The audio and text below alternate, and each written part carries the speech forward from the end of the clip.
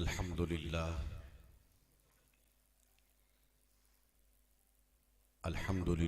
रब्बिल आलमीन वस्सलातु वस्सलामु अला अशरफिल अंबिया'i वल मुरसलीन व अला कुल्लि मलाइकतिल मुक़र्रबीन व अला आलिहि त्तय्यबीन त्ताहिरीन व अला अस्हाबिहिल हादिय्यीन अल महदिय्यीन। अम्मा बाद फ़अऊज़ु बिल्लाहि स्समीइल अलीम मिनश शैतानिर लईनिर रजीम। बिस्मिल्लाहिर रहमानिर रहीम। इन्नल्लाहा युफ़स्सिलु बैनकुम यौमल क़ियामह फ़ीमा कानू फ़ीही यख्तलिफ़ून। सदक़ल्लाहुल अज़ीम। वाजिबुत तकरीम व ताज़ीम व तकरीम फ़ख्रुल मशाइख़ महबूबुल मशाइख़ शेख तरीक़त आले नबी औलाद अली मज़हरे अनवारे हसनैन करीमैन अश-शेख अस-सय्यद अली रज़ा फ़ज़ल शाह वली दामत फ़यूज़ुहुम, मुअज़्ज़ज़ उलमा इकराम, सना ख़ानान रसूल, हाज़रीन बित्तमकीन, अस्सलामु अलैकुम व रहमतुल्लाहि व बरकातुहू। आज जश्न मौला हुसैन है। मेरा आज प्रोग्राम कुछ और था मगर सारा सिमट गया। सिर्फ एक हदीस कुदसी आपके सामने पेश करनी है जो सरकारी मौला हुसैन लजपाल अलैहिस्सलाम की इस कायनात में तशरीफ आवी के वक्त से मंसूब है। मगर उससे पहले ये कुरान मजीद है। मैंने 3 चिट्ठें लगाई हैं। मैंने 3 जगहों पर आपको कुरान समझाना था मगर अब वक्त ये नहीं, फिर सही इंशाअल्लाह। नात खानों का चूंकि वक्त काफ़ी कीमती होता है और उन्होंने हर महफिल वाले दिन रोज़ कहीं ना कहीं जाना होता है और हम सिर्फ एक दिन एक ही महफिल में जाते हैं और सिर्फ उसी महफिल का मज़ा लूटते हैं, क्योंकि जो आले रसूल का दर है उस दर में कोई ऐसा लम्हा नहीं होता जिस लम्हे अल्लाह की रहमतें नाज़िल नहीं होती, अल्लाह का फजल नाज़िल नहीं होता। हम हॉल में चले जाएं, पिंडाल में चले जाएं, बड़े बड़े जलसों में चले जाएं, मगर वो अनवारो तजल्लियात नसीब नहीं होते जो बारगाहे आले रसूल में जितनी देर बैठें उतनी देर नसीब होते रहते हैं। जो 3 मुकामात मैंने कुरान मजीद में से लिए थे वो एक सूरह अस-सजदा है, आयत नंबर 22, 23, 24 और 25। दूसरा मकाम सूरह अल-बकरा है और तीसरा मकाम भी सूरह अल-बकरा है। इन तीनों मकामात पर इमाम डिस्कस हुआ है कि इमाम क्या है। एक जगह पर अल्लाह ने फरमाया कि इमाम हम बनाते हैं। दूसरी जगह पर अल्लाह ने फरमाया कि इब्राहीम मुश्किलात में डाले गए और वो कामयाब हुए, हमने उनको नौए इंसानी का इमाम बना दिया। तीसरा मकाम जिसमें अल्लाह रब्बुल आलमीन ने इरशाद फरमाया, अलम तरा इलल मलाइ मिन बनी इसराईल मिन बाद मूसा इज़ क़ालू लिनबिय्यिन लहु मुबअस लना मलिकन नुक़ातिल, कि अल्लाह के बाद अगर कोई इमाम बनाता है तो वो अल्लाह का नबी बनाता है। भाई कहिए जरा सुभान अल्लाह। इमाम कौम के लिए, लोगों के लिए या अल्लाह बनाता है या अल्लाह का नबी बनाता है। कुरान मजीद के उन तीनों मकामात का मफहूम आपकी गोश गुजार कर दिया। तवज्जो चाहता हूं। अब इन तीनों मकामात में सूरह अस-सजदा की आयत नंबर 25 में अल्लाह रब्बुल आलमीन ने इरशाद फरमाया, इन्नल्लाह युफस्सिलु बैनकुम यौमल क़यामह। इसके पीछे डिस्कस इमामत हो रही है और दो ग्रोह डिस्कस हो रहे हैं, एक जो शक में है, एक वो जो यकीन पर है। एक वो जो शक पर है और एक वो जो यकीन पर है। जो इमाम को यकीन की आंख से देखें एक वो ग्रोह है, और जो इमाम को शक की निगाह से देखें एक वो ग्रोह है। उनका डिस्कस करने के बाद अल्लाह करीम फैसला फरमाता है कि इन्नल्लाह युफस्सिलु बैनकुम, कि बेशक अल्लाह इनमें फैसला करेगा यौमुल क़यामह, क़यामत के दिन।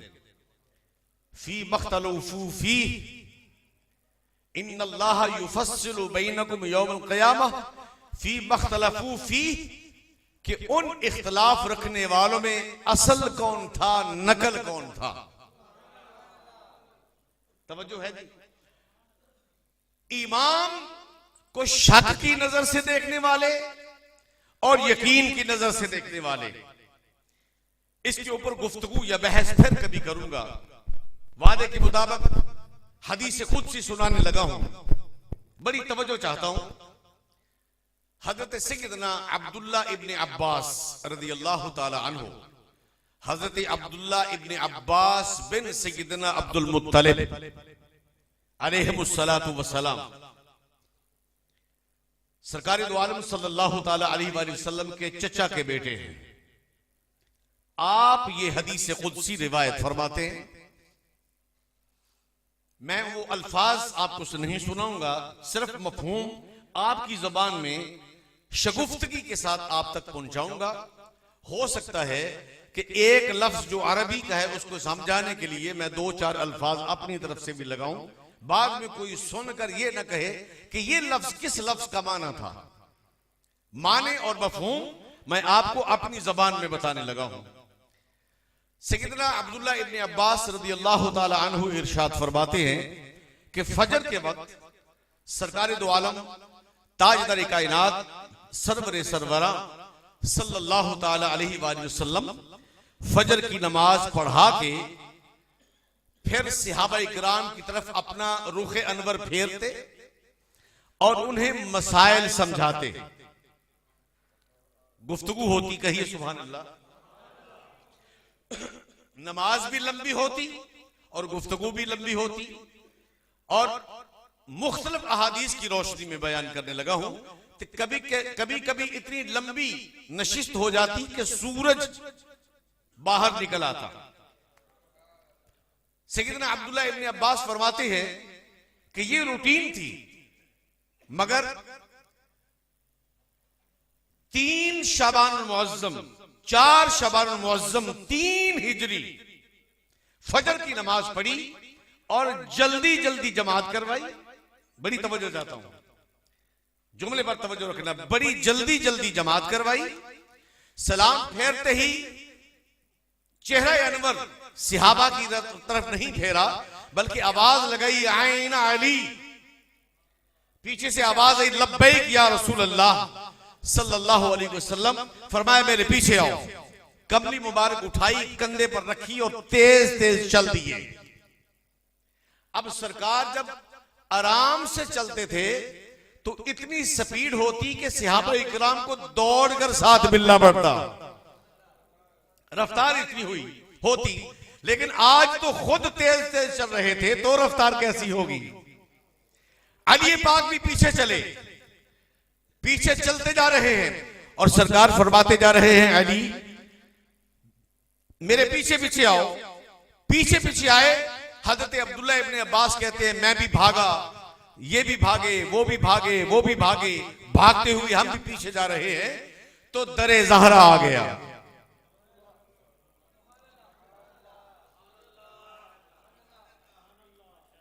बाबे ज़हरा आ गया। सैयदतुन निसाइल आलमीन का दरवाजा आ गया। सरकार रुके, फरमाया अली यहां बाहर रुक जाओ और किसी को अंदर ना आने देना। आका हो क्या रहा है? फरमाया फरिश्तों का नुज़ूल हो रहा है, हुसैन की विलादत होने लगी है। जिसे मोहब्बत आए वो कहे सुभान अल्लाह, जिसे मेरे हुसैन के आने की खुशी ना हो वो बिल्कुल ना कहे सुभान अल्लाह। अली यहां दरवाजे पर रुक जाओ, क्योंकि फरिश्तों का नुज़ूल हो रहा है, इसलिए कि हुसैन की विलादत होने लगी है। दामन थाम के अर्ज की, या रसूल अल्लाह सल्लल्लाहु अलैहि वसल्लम, तो मैं बाप हूं हुसैन का, मुझे दरवाजे पर खड़ा क्यों किया? फरमाया इसलिए कि फरिश्तों का नुज़ूल हो रहा है, दरवाजा बंद कर दो, कोई अंदर ना आए। अगर मोहब्बत हो तो जरा इस हदीस पाक को, ये हदीस कुदसी है, बल लुत्फ लेकर इसको सुन लीजिए। बस एक ही हदीस पाक आज के ईमान की ताजगी के लिए काफी होगी। या रसूल अल्लाह मैं क्यों रुकूं, बाप हूं हुसैन का। फरमाया इसलिए रोक रहा हूं कि तू आ गया तो और भी आएंगे, तुझे सबको रोकने के लिए खड़ा कर रहा हूं और मैं अंदर जा रहा हूं। आका अंदर चले गए, मौला दरवाजे पर खड़े हो गए। हजरत अब्दुल्ला इब्ने अब्बास नाम लेकर कहते हैं कि हम भी हाँफते हुए भागते हुए जब दरवाजे के करीब पहुंचे तो जनाबे सैयदना अबू बकर सिद्दीक आए। पूछा अली क्या हुआ? फरमाया रसूलुल्लाह ने दरवाजे पर मुझे आज चौकीदार बना के खड़ा कर दिया है और फरमाया है अंदर किसी को नहीं आने देना, फरिश्तों का नुज़ूल हो रहा है, हुसैन की विलादत हो रही है। अली मैं जाऊं? फरमाया ना, आप भी नहीं जा सकते। हजरत अब्दुल्ला इब्ने अब्बास फरमाते हैं कि उमर आ गए। उमर कहते हैं मैं जाऊं? फरमाया ना, उमर भी नहीं जा सकते। बिलाल आ गए। अली मैं चला जाऊं? फरमाया ना, किसी को जाने की इजाजत नहीं। अगर मुझ अली को जाने की इजाजत नहीं तो किसी और को भला कैसे इजाजत है? रुक गए, हुजूम लग गया। तो देर के बाद रसूलुल्लाह सल्लल्लाहु ताला अलैहि वसल्लम बाहर तशरीफ ला रहे हैं। तो अली पाक से जो भी आ रहा है पूछता जा रहा है, आप बताते जा रहे हैं कि मुस्तफा का ये पैगाम है। ऐन जब रसूलुल्लाह निकल रहे थे तो अली पाक बता रहे थे कि रसूलुल्लाह अंदर तशरीफ ले गए हैं, फरमा कर गए हैं अली दरवाजे पर खड़े हो जाओ, किसी को अंदर नहीं आने देना, हुसैन की विलादत हो रही है, फरिश्तों का नुज़ूल हो रहा है और 1,65,000 फरिश्ते नाज़िल हो रहे हैं। जैसे ही 1,65,000 का जुमला बोला तो सरकार मुस्कुराते हुए नमूदार हुए। फरमाया अली मैंने तो तादाद बताई नहीं थी, तू 1,65,000 की तादाद क्यों बता रहा है? अर्ज की आका यहां फरिश्ते बात कर रहे थे, मैं सुन रहा था, वो कह रहे थे आज हुसैन की विलादत पर अल्लाह ने 1,65,000 फरिश्तों का कायनात में नज़ूल किया है।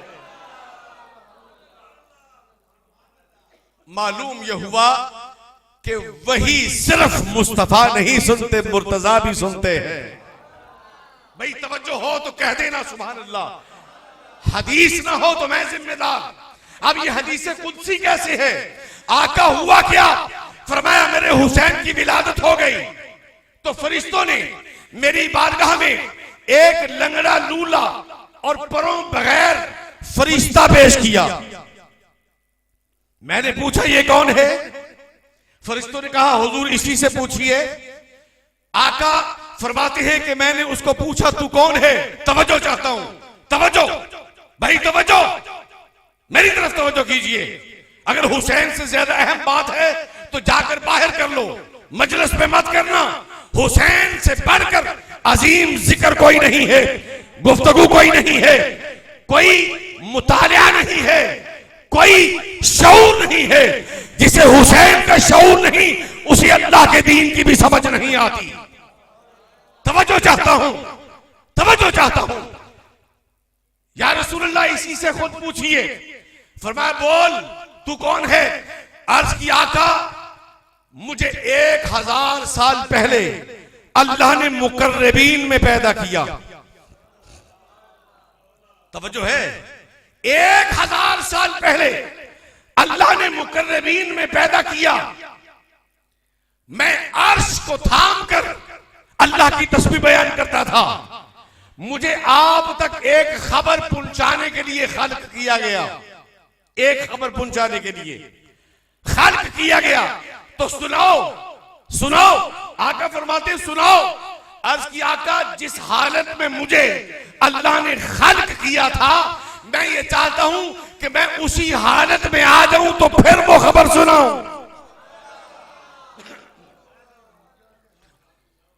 भाई यहां पर एक्सीडेंट हो जाए, टांग टूट जाए, तवज्जो चाहता हूं, टांग टूट जाए, बाजू टूट जाए, जख्म आ जाए, तो डॉक्टर जमाने के मिलकर उस मजरूब को, उस जख्मी को, जिसकी टांग टूटी हो, जिसके बाजू टूटे हो, दोबारा सही हालत में ला सकता है? बोलिए ना। नहीं पता, नहीं पता, नहीं पता। सारे डॉक्टर मिल जाएं, अल्लाह ने जो इंसान बनाया है अगर डैमेज हो जाए तो क्या पूरी कायनात के डॉक्टर मिलकर उसे असली हालत में ला सकते हैं? नहीं ला सकते। तो यहां डॉक्टर नहीं है, वो फरिश्ता है अल्लाह का। उसे ये शऊर है कि मुस्तफा की बारगाह वो है कि जितने मर्जी जख्म आ जाएं, मुस्तफा चाहे तो असली हालत लौटा सकते हैं। भाई तवज्जो है, जमाने की आपको रविश समझा रहा हूं, अगर समझ जाओ।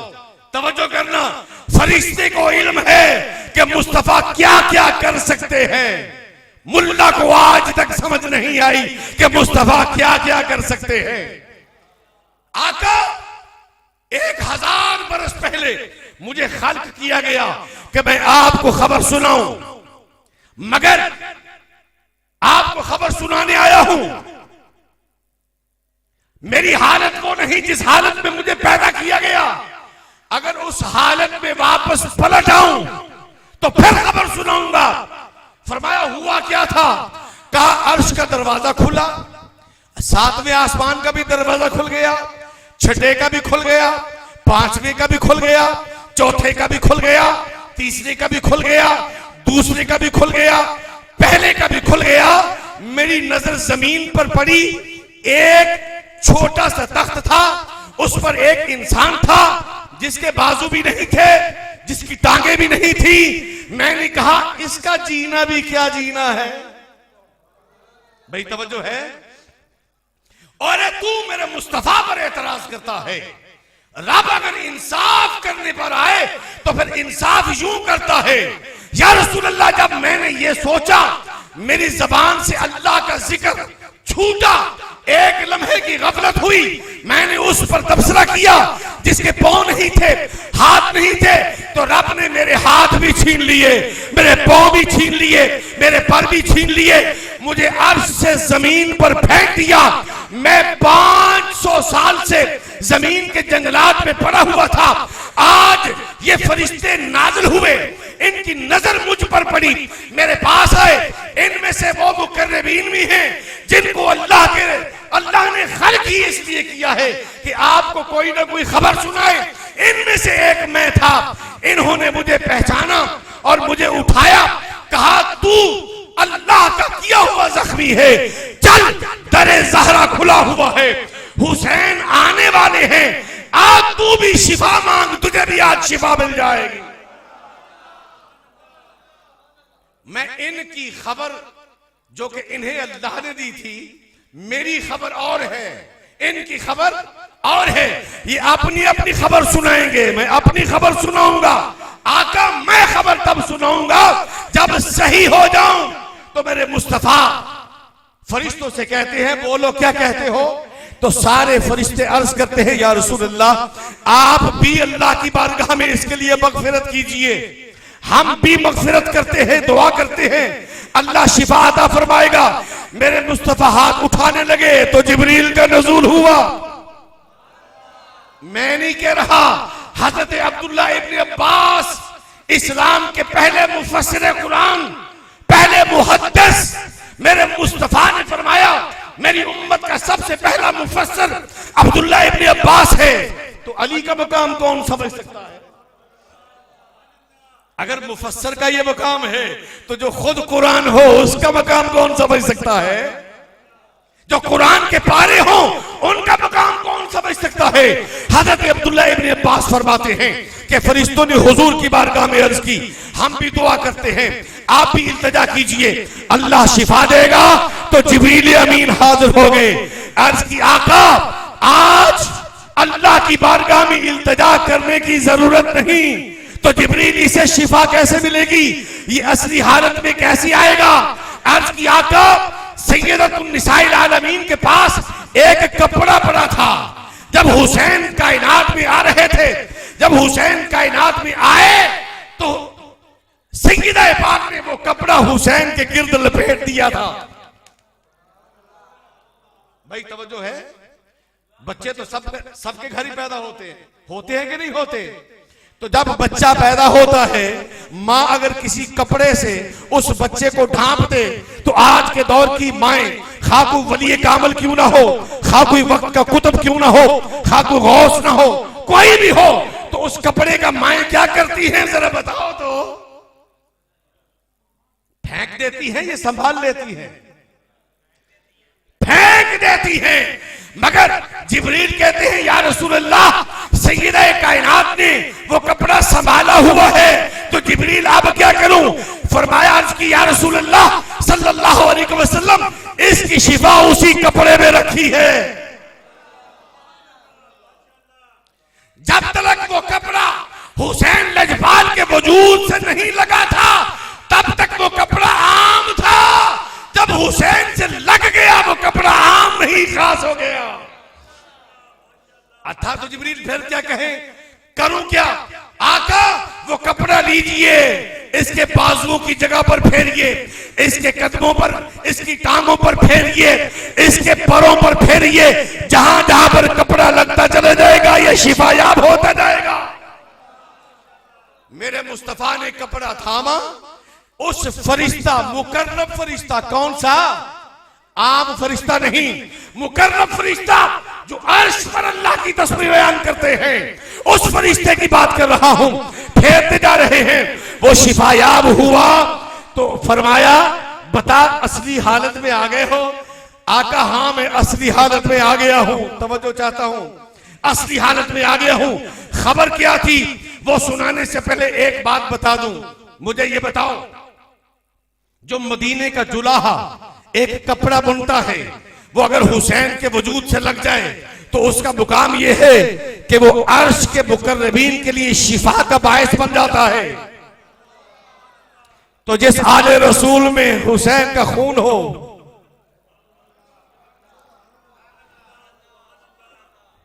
और जिस आले रसूल में मेरे हुसैन लजपाल का खून हो, मैं ऐसे ही हाथ नहीं चूमा करता, ऐसे ही कपड़े नहीं चूमा करता। अरे जो खूने हुसैन से चीज जुड़ जाए उसके मकाम का अंदाजा कौन कर सकता है?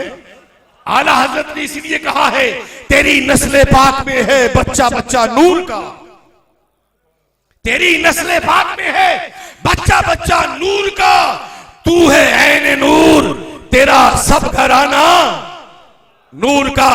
मैं ये बताने के लिए कि फरिश्ते की खबर क्या थी, एक दुआ देता हूं, तुम कहना आमीन।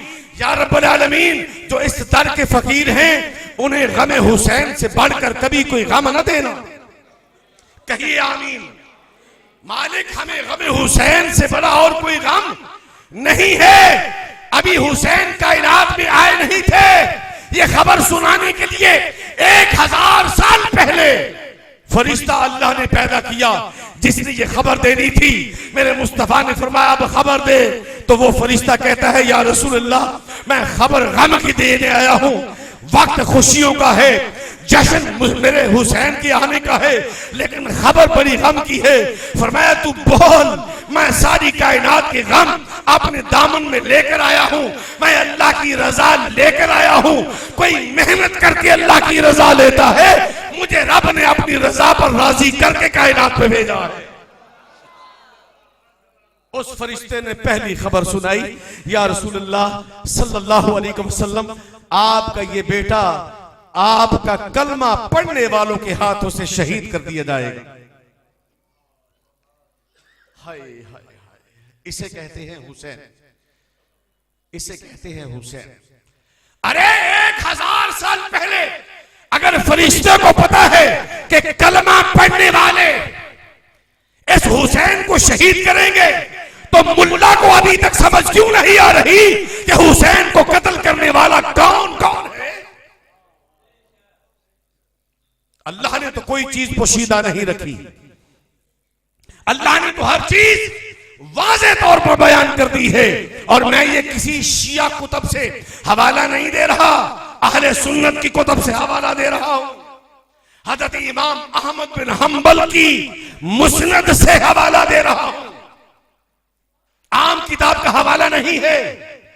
अहले सुन्नत के इमाम हज़रत इमाम अहमद बिन हंबल की हदीस का हवाला दे रहा हूं। और ये आम हदीस नहीं, हदीस सही नहीं, हदीस ज़ईफ नहीं, हदीस कुदसी है।